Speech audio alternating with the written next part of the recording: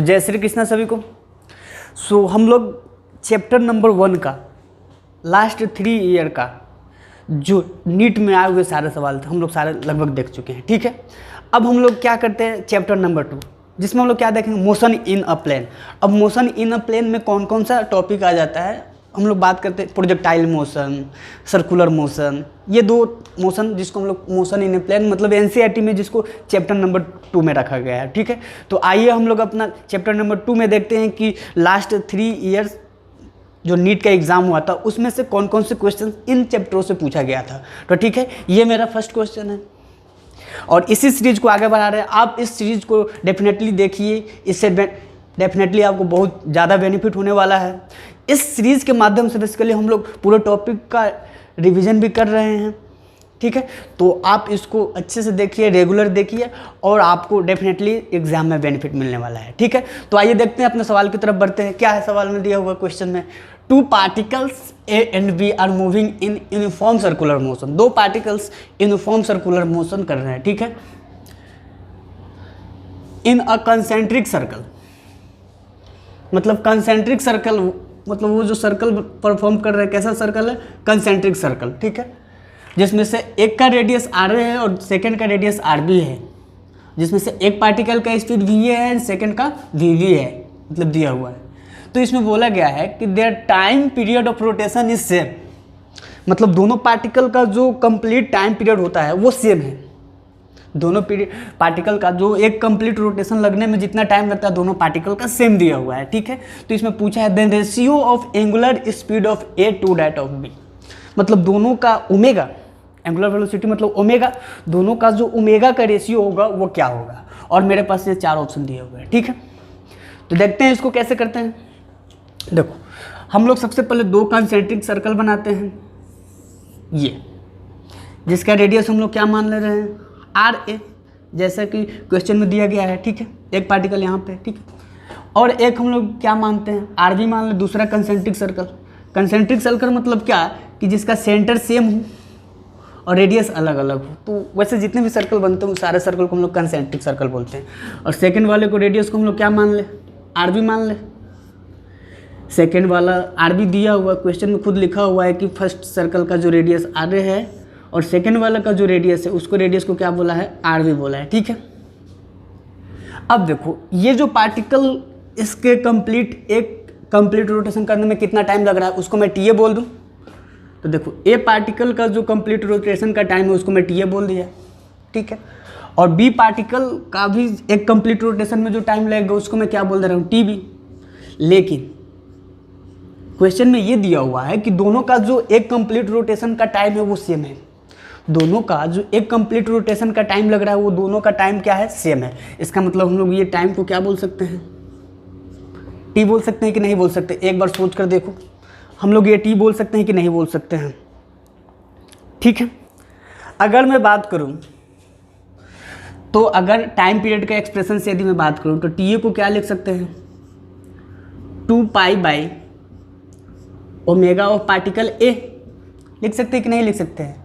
और अगर मैं ओमेगा ऑफ पार्टिकल ए लिखूं तो वो क्या लिख सकता हूं, 2 पाई बाई टी ए लिख सकता हूं कि नहीं लिख सकता हूं। जनरल रिप्रेजेंटेशन है, टाइम पीरियड का फॉर्मूला होता है 2 pi by omega, and complete rotation में कितना टाइम लगता है। ठीक है, सिमिलरली यदि मैं बी पार्टिकल का टाइम पीरियड लिखूं तो वो क्या लिख सकता हूं, T V is equal to 2 pi upon में टी ओमेगा बी। ठीक है, और यदि यहाँ से एंगुलर वेलोसिटी के टर्म्स में बात करूँ ओमेगा बी, तो ओमेगा बी की जो वैल्यू आएगी क्या आएगा, 2 पाई बाई टी वी। और मुझे इन्हीं दोनों का रेशियो चाहिए, मतलब रेशियो ऑफ क्या चाहिए, एंगुलर स्पीड का रेशियो चाहिए। तो एंगुलर स्पीड का रेशियो में लिखूँ तो क्या लिख सकता हूँ, omega A upon omega B. ठीक है, और यदि मैं इसको लिखूँ तो क्या लिख सकता हूँ बताओ, ओमेगा ए की जगह पर ये रख सकता हूँ 2 पाई बाई टी ए, और सेकेंड वन में क्या लिख सकता हूँ, 2 पाई बाई टी बी। तो इसको अच्छे से और लिखूँ तो क्या लिख सकता हूँ, 2 pi upon T A into T B upon 2 pi. 2 pi से ये कैंसिल हो जाएगा। और देखो T A is equal to T B, दोनों बराबर है तो इसको भी कैंसिल कर सकते हैं। तो मतलब जो बचेगा क्या बचेगा, 1/1। मतलब इसका जो रेशियो आएगा वो क्या आ जाएगा बताओ, 1:1। देखो ऑप्शन कोई सेटिस्फाई कर रहा है तो हम लोग देखेंगे तो ऑप्शन कौन सा है, ये सी ऑप्शन। तो यहाँ से हम लोग कौन सी बात करें, जो ऑप्शन मेरा सही है वो कौन सा ऑप्शन सही है, C option is correct answer. ठीक है, तो आइए देखते हैं अपना second question, motion in a plane का सेकंड क्वेश्चन। देखते हैं क्या इस सवाल में पूछा गया है और फिर उसका सॉल्यूशन देखते हैं। देखो, the radius of a circle R 3 metre दिया हुआ है, कितना दिया हुआ है 3 metre. The period of revolution भी दिया हुआ है, कितना है 4 second. Time period of revolution कितना दिया हुआ है 4 सेकेंड दिया हुआ है। ठीक है, एंड सेंस ऑफ रिवोल्यूशन, इसका रिवोल्यूशन का सेंस भी दिया हुआ है। इसका मतलब क्या, वो किस सेंस में इस सर्कुलर पाथ में रोटेट कर रहा है। ठीक है, जैसा कि फिगर में दिखाया गया है। तो ये जो y और t का जो फंक्शन होगा, मतलब ये x है और ये y है, तो particle t is equal to 0 पे यहाँ पर मैक्सिमम है। तो यही बोला है कि टाइम के साथ जो y t बनेगा उसका इक्वेशन क्या बनेगा। ठीक है, तो देखो हम लोग क्या करते हैं, सिंपल।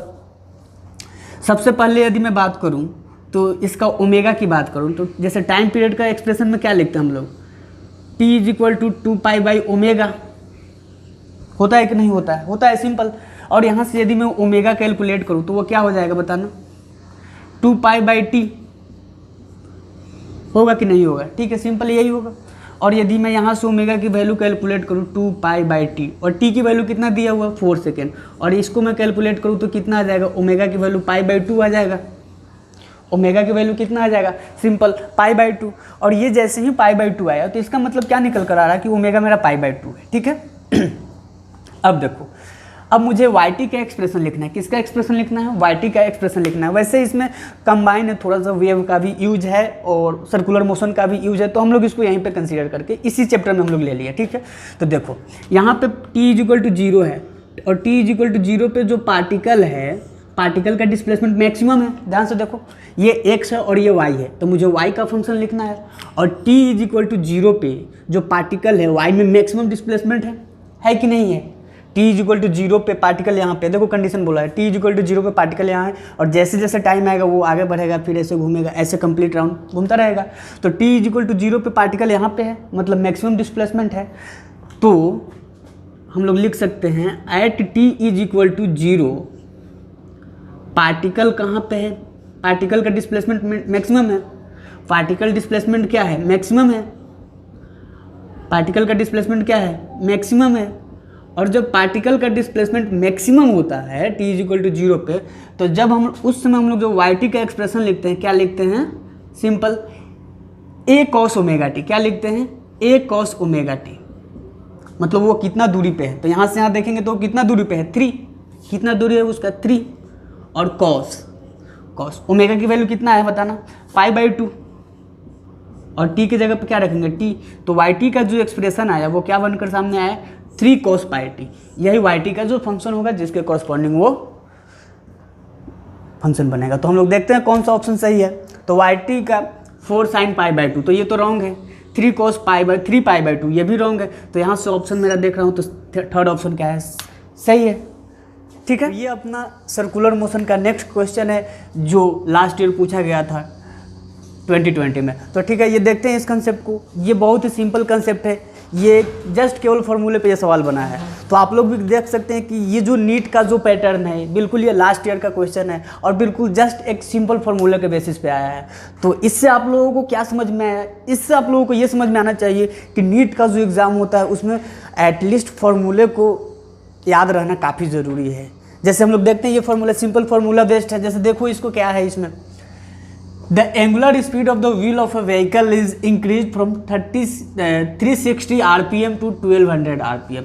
मतलब हम लोग क्या बोल रहे हैं कि इसका इनिशियल एंगुलर स्पीड कितना दिया हुआ है, 360 RPM, ठीक है, और इसका फाइनल कितना दिया हुआ है, 1200 RPM रिवॉल्यूशन पर मिनट। ओमेगा इनिशियल ये दिया हुआ है, ओमेगा फाइनल ये दिया हुआ है, और ओमेगा इनिशियल ओमेगा फाइनल को हम लोग क्या बोलते हैं, एंगुलर स्पीड, ठीक है। और ये बोला है कि ये जो इनिशियल है और ये फाइनल है, तो इससे इंक्रीज होकर इतना बनने में टाइम कितना लगा है, उसको टाइम लगा है कितना, 40 सेकेंड में। कितना लगा है, 14 सेकेंड में।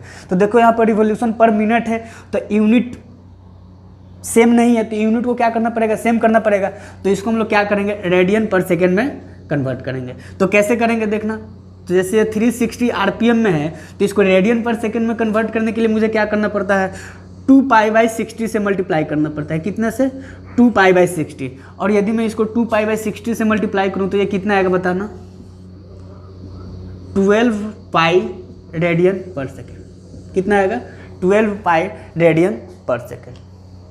ठीक है, यही आना चाहिए क्योंकि यहाँ पे कितना है, ठीक है। और यदि मैं देखूँ यहाँ पे, तो यहाँ पे ओमेगा फाइनल कितना दिया हुआ है मेरे पास, 1200 आरपीएम। कितना दिया हुआ है, 1200 आरपीएम। और यदि मैं इसको लिखूँ तो इसको रेडियन पर सेकेंड में कन्वर्ट करने के लिए क्या करना पड़ेगा, 2π/60। 2π/60 से इसको हम लोग क्या कर दिए, डिवाइड कर दिए, मल्टीप्लाई कर दिए, तो ये क्या बनेगा देखना, 620। ये कितना है बताना, ये मेरा बन जाएगा कितना, 40 पाई रेडियन पर सेकेंड। ये सिंपल एक्सप्रेशन बनेगा, यही एक्सप्रेशन बनेगा कि नहीं बनेगा, ठीक है। अब यदि मुझे क्या पूछा है, एंगुलर एक्सेलरेशन, तो हम लोग सर्कुलर मोशन के टर्म में एंगुलर एक्सेलरेशन को अल्फा लिखते हैं, और अल्फा का जो एक्सप्रेशन बनता है क्या बनता है, omega final minus omega initial upon time. Omega final minus omega initial upon time. इस चीज़ से मुझे क्या मिलता है, इससे बेसिकली मुझे अल्फा के बारे में पता चलता है। तो यहाँ से हम लोग सिंपल अल्फा कैलकुलेट कर सकते हैं। तो ओमेगा फाइनल कितना आया रेडियन पर सेकेंड में, तो 40 पाई माइनस इनिशियल में कितना है बताना, 12। इनिशियल में कितना है 12, और टाइम कितना लगा है, टाइम लगा है अपना कितना 14 सेकेंड। कितना सेकेंड, 14 सेकेंड, ठीक है। तो यहाँ से कितना आ जाएगा 40 पाई में से हम लोग 12 पाई माइनस करेंगे तो यहाँ से आंसर आ जाएगा कितना 28 पाई, और यहाँ पे क्या आ जाएगा 40।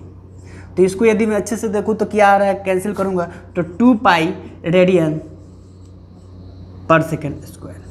तो ये मेरा यहाँ से अल्फा की वैल्यू क्या आ गया, 2 पाई रेडियन पर सेकेंड स्क्वायर। तो हम लोग ऑप्शन को मैच करते देखते हैं कौन सा ऑप्शन सही है, ये। तो देखो इसमें बेसिकली हम लोगों को ये करना पड़ेगा, ओमेगा इनिशियल ये दिया हुआ था, आरपीएम में दिया हुआ था, तो उसको हम लोग सबसे पहले रेडियन पर सेकंड में कन्वर्ट किया, क्योंकि देखो जो एक्सेलरेशन है रेडियन पर सेकंड के टर्म में है, एक्सेलरेशन के रेडियन के टर्म में, तो उसको हम लोग कन्वर्ट कर दिए।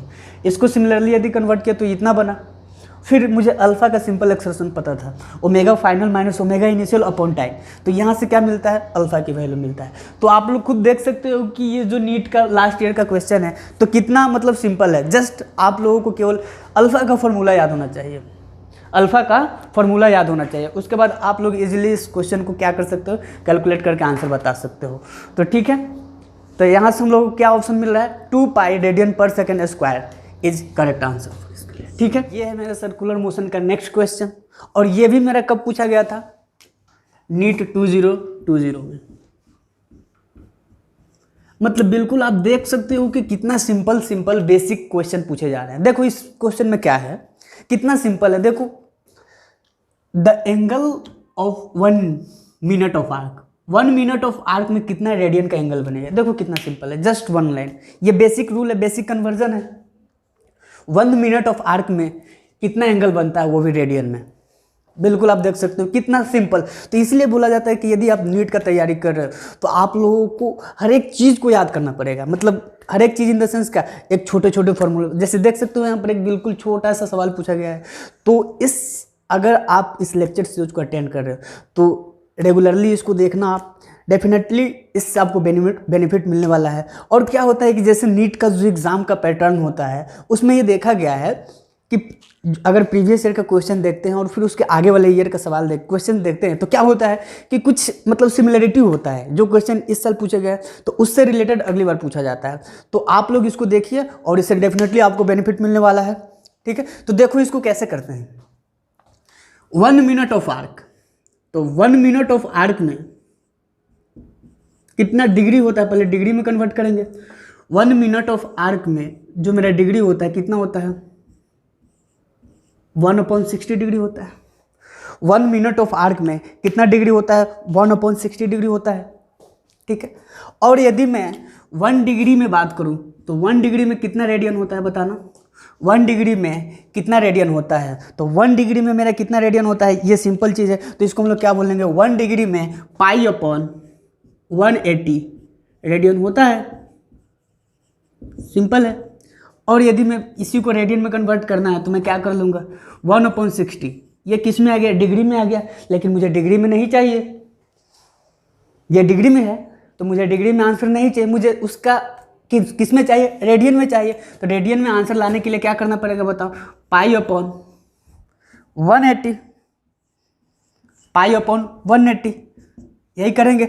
जब ये 1 डिग्री इक्वल टू इतना होता है तो इस डिग्री में रेडियन को कन्वर्ट करने के लिए पाई/180 से मुझे क्या करना पड़ेगा, मल्टीप्लाई करना पड़ेगा। और इसको यदि तुम लोग सोल्व करोगे तो ये तुम्हारा क्या आएगा 2.91 इंटू 10⁻⁻⁴ रेडियन। तो आप लोग बिल्कुल देख सकते हो कि किस तरह का क्या लेवल है, मतलब किस तरह का क्वेश्चन पूछे जा रहे हैं। ठीक है, तो आप लोग बिल्कुल देख सकते हो, बहुत ही सिंपल क्वेश्चन है। ठीक है, अब हम लोग देखते हैं, और ये कब कब पूछा गया, नीट 2020 में, तो आप लोग देख सकते हो खुद। ठीक है, तो हम लोग आगे बढ़ते हैं। तो ये है अपना सर्कुलर मोशन का नेक्स्ट क्वेश्चन। ये भी कब पूछा गया था, नीट 2020, और ये इस चैप्टर का मोशन इन ए प्लेन का 5th क्वेश्चन है। ठीक है, तो आप लोग खुद देख सकते हो कि नीट जो 2020 का एग्ज़ाम हुआ था उसमें सर्कुलर मोशन एक स्पेशल रोल प्ले किया था। ये कौन सा क्वेश्चन है, क्वेश्चन नंबर 3 है। मतलब एक ही चैप्टर से 3 क्वेश्चन आना मतलब उस चैप्टर का इंपॉर्टेंस को शो करता है। तो आप लोग खुद उस चैप्टर का इंपॉर्टेंस को जज कर सकते हो कि यदि किसी एग्ज़ाम में, नेशनल लेवल एग्ज़ाम है, टफेस्ट कंपटीशन है, और उसमें किसी एक पार्टिकुलर चैप्टर से 3 क्वेश्चन आना मतलब बहुत बड़ी बात होता है, बहुत बड़ी, really it is a very big task. तो आप लोग यहाँ से तो आप लोग खुद समझ में आ गया होगा कि इस चैप्टर को कितने अच्छे तरीके से पढ़ना है, क्या करना है, क्या क्या कॉन्सेप्ट याद रखना है। तो आप इस सीरीज के थ्रू, हम तो रिवीजन कर ही रहे हैं, बट आप क्या करेंगे, आप इसको प्रॉपर देखें, इस सीरीज को प्रॉपर देखें, ताकि इससे आपको नीट जो अगला एग्जाम हो उसके बारे में कुछ आइडिया मिले कि किस तरह का क्वेश्चन लास्ट 3 ईयर में पूछे गए हैं। ठीक है, तो आइए देखते हैं। ये जो सवाल है बहुत ही इंपॉर्टेंट कंसेप्ट है। ये वर्टिकल सर्कुलर मोशन का one of the most important concept है। वर्टिकल सर्कुलर मोशन का it is the one of the most important concept of the whole circular motion.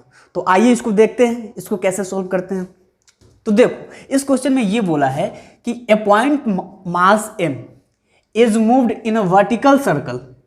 Vertical circle में कोई पॉइंट, मतलब कोई point mass है वो vertical circle में मूव कर रहा है। वर्टिकल सर्कल मतलब क्या, ये ऐसा सर्कल, ये this is your vertical circle. ठीक है, और वेलोसिटी ऑफ द मास क्या दिया हुआ है, √7g दिया हुआ है। 7g कहाँ पे, लोएस्ट पॉइंट पे। जैसे यदि देखो कोई अगर वर्टिकल सर्कुलर मोशन हो रहा है तो देखो ऐसे चलेगा या ऐसे चलेगा, तो उसका लोएस्ट मोस्ट पॉइंट यही होगा। तो इस पॉइंट पे उसका स्पीड कितना दिया हुआ है, √7g at the lowest point. तो उसमें पूछा गया है the tension in the string at the lowest point. तो लोएस्ट पॉइंट है, जब यहाँ पे पार्टिकल होगा तो उस रस्सी में, उस केस में टेंशन कितना होगा। ठीक है, तो आइए देखते हैं। सबसे पहले हम लोग सर्कुलर मोशन का वो सेंटर बनाते हैं, और यहाँ पे मेरा मास है। ठीक है, और यही मास क्या कर रहा है,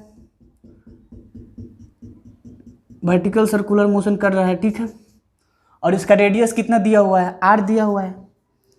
ठीक है, और दिस पॉइंट, ये जो पॉइंट है इसी को बॉटम मोस्ट पॉइंट बोलते हैं। सबसे निचला जो पॉइंट है इस पूरे सर्कुलर मोशन का, वर्टिकल VCM का, मतलब वर्टिकल सर्कुलर मोशन का, यही सबसे इसका बॉटम मोस्ट पॉइंट है। ठीक है, तो ये रस्सी से बंधा हुआ है। ये जो मास, पॉइंट मास बंधा हुआ है, ये किससे बंधा हुआ है, रस्सी से। देखो कैसे इसका मोशन कंसीडर करो। ये अगर यहाँ से कोई रस्सी है उसको मास बंधे तो देखो ये मतलब यूं this is your vertical circular motion. एक बार फिर से देखो, ये तो पार्टिकल ऐसे मूव कर रहा है, तो वो यहाँ पे उसका वेलोसिटी दिया हुआ है। पार्टिकल का वेलोसिटी कितना दिया हुआ है, देखो √7g। ठीक है, और इस रस्सी, यदि बताओ अगर सर्कुलर मोशन हो रहा हो तो रस्सी क्या होगा, टाइट होगा, तो उसके कारण उसमें क्या होगा, टेंशन होगा। और इस मास के कारण नीचे क्या लगेगा, इसको हम लोग फ्री बॉडी बना रहे हैं, इस मास के कारण नीचे लगेगा mg, मास के कारण mg फोर्स लगेगा। तो अब हम लोग देखते हैं कि इसका फ्री बॉडी डायग्राम को बैलेंस करते हैं तो क्या होता है। देखो ऊपर की ओर लगने वाली फोर्स क्या है, टेंशन। नीचे की ओर, इस पॉइंट पे नीचे की ओर लगने वाली फोर्स कौन सा है, mg। ठीक है, और एक बाहर की ओर एक और फोर्स लगता है अगर कोई भी पार्टिकल, यदि हम लोग इसी फ्रेम में चले जाएं तो कोई भी पार्टिकल यदि सर्कुलर मोशन परफॉर्म करता है और उस पर जाकर उसी फ्रेम में हम लोग चले जाएं तो उस पार्टिकल पर एक बाहर की ओर फोर्स लग जाता है। किधर की ओर? बाहर की ओर फोर्स लगता है। बाहर की ओर फोर्स लगता है, उसको हम लोग क्या बोलते हैं? एफसी। एफसी का मतलब क्या हो जाएगा? Centrifugal force. कौन सा फोर्स? Centrifugal force. और उसका वैल्यू कितना होता है? Mass of the ball into V square upon R, radius के। तो यहाँ से देखेंगे तो रिजल्टेंट फोर्स कितना बनेगा? M V square upon are.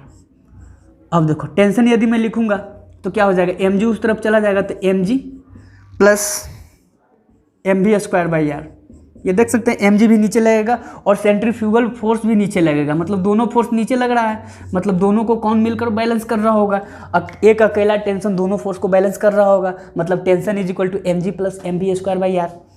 कोई बॉडी अगर सर्कुलर मोशन चल रहा है तो उसके बाहर की ओर एक फोर्स लगता है, उसको हम लोग क्या बोलते हैं? सेंट्रीफ्यूगल फोर्स, यदि उसी फ्रेम में जाए तो।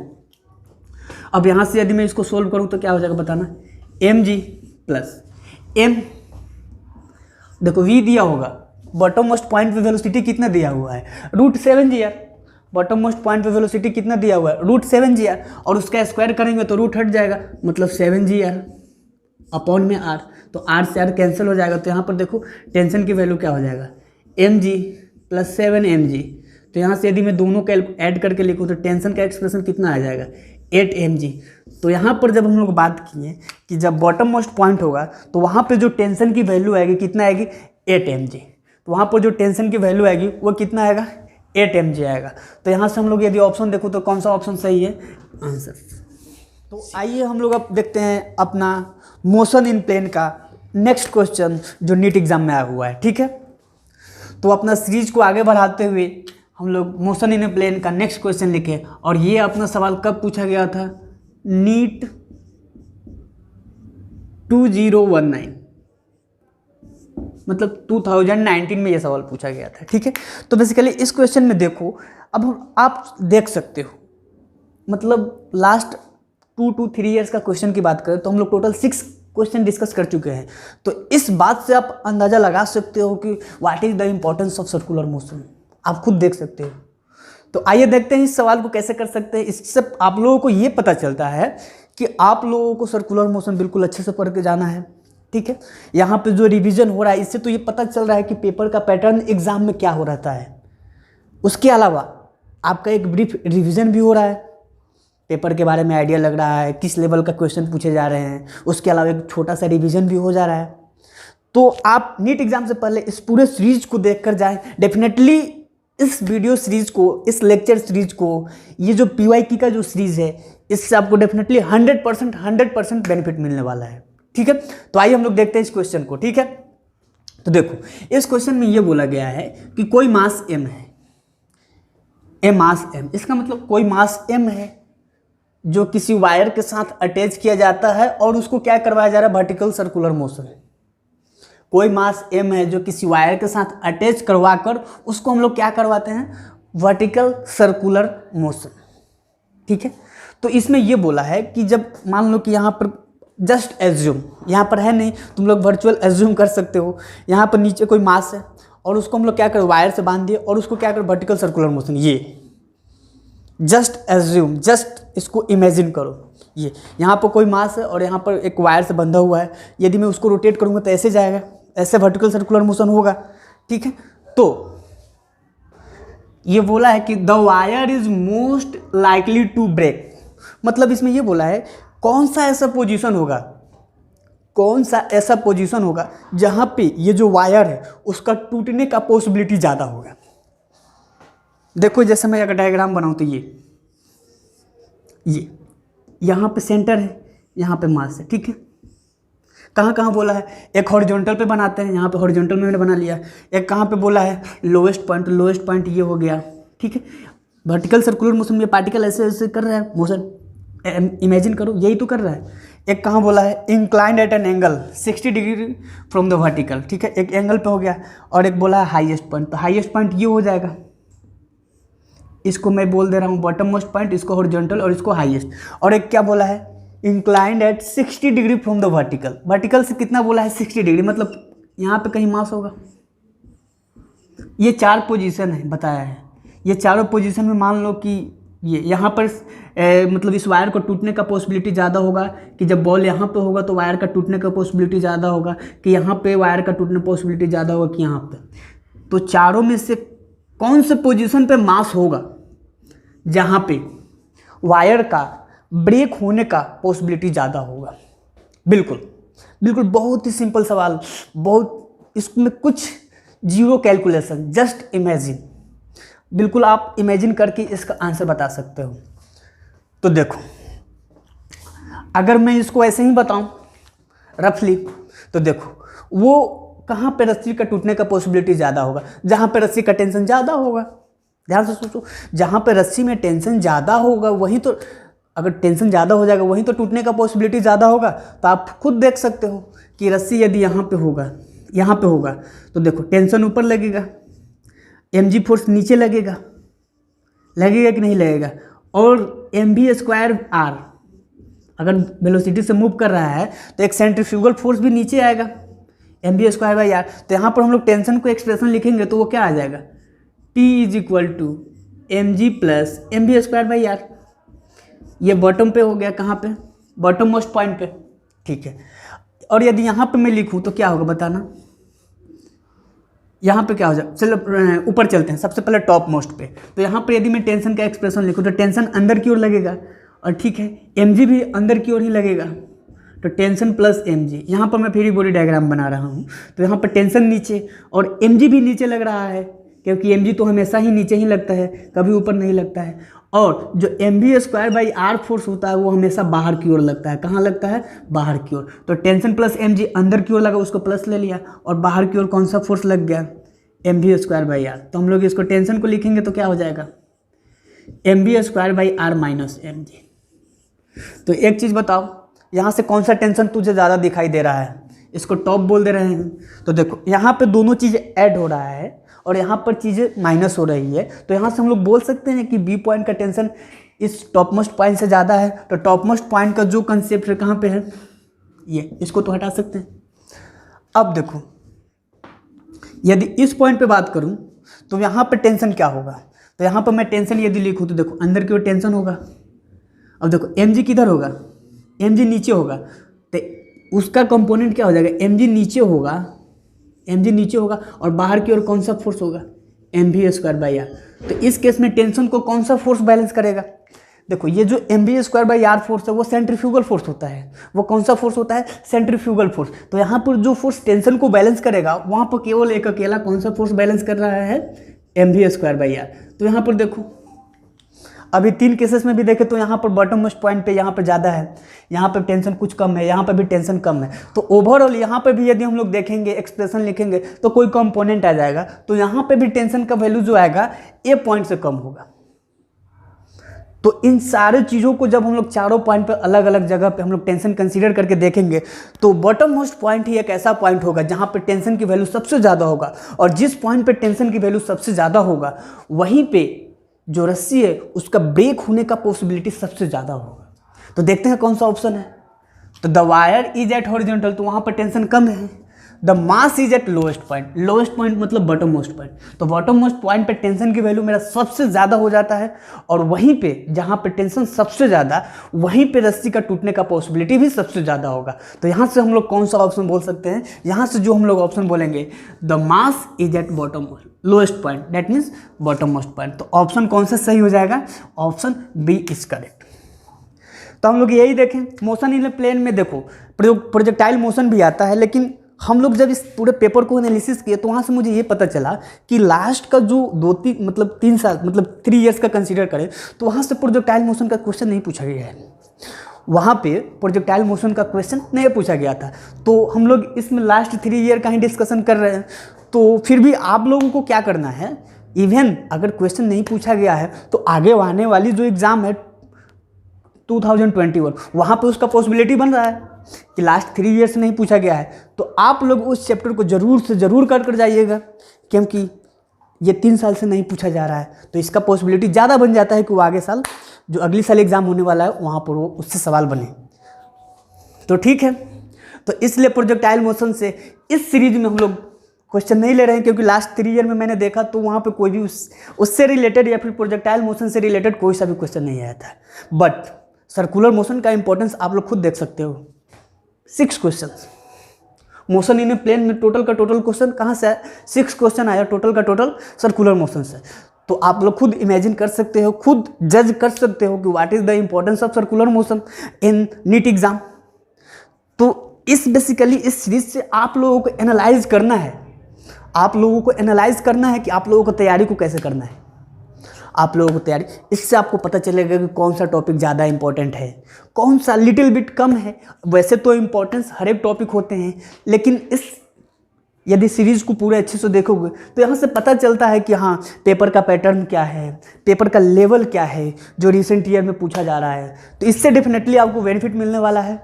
तो ये मोशन इन ए प्लेन का यहीं पे ख़त्म हो रहा है। फिर इसके आगे वाला जो चैप्टर है एनसीईआरटी के अकॉर्डिंग हम लोग चलेंगे, फिर उस चैप्टर का हम लोग देखेंगे लास्ट 3 ईयर का इंपॉर्टेंट क्वेश्चन जो भी सवाल पूछे गए हैं नीट एग्ज़ाम में।